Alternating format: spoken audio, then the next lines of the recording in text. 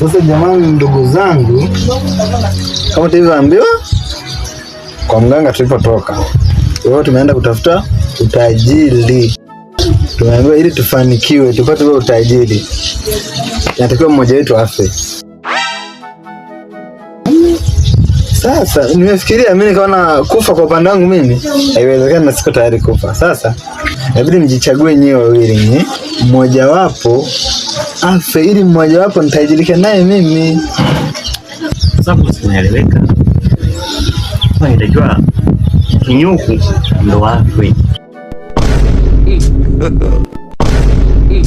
Kwa sababu katika sisi watatu hapa Kinyuku ndo hana akili.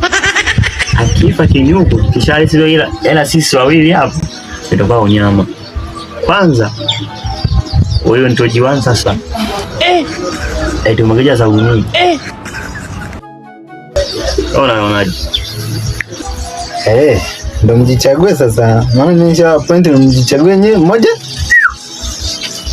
Nishaisha hiyo. Hivi mnadhani kufa ni jambo rahisi eti? Kila mtu utajiri anautaka. Sasa kama unayesema sisi tujichague mmoja wetu afe, na huyu anasema mimi ndo nife, alafu wewe ndo utajirike naye. Kwa nini wewe usife, sisi tukatajirika? Kwanza wewe ukifa, kwanza wewe nikafuti. Hata ukifa hamna hasara. Na tunakuahidi wewe ukifa, siku ya msiba wako tutalia sana. Na jeneza tutakununulia radio. Na kingine tutakuwa tunapaiga kaburi lako. Unasemaje wewe?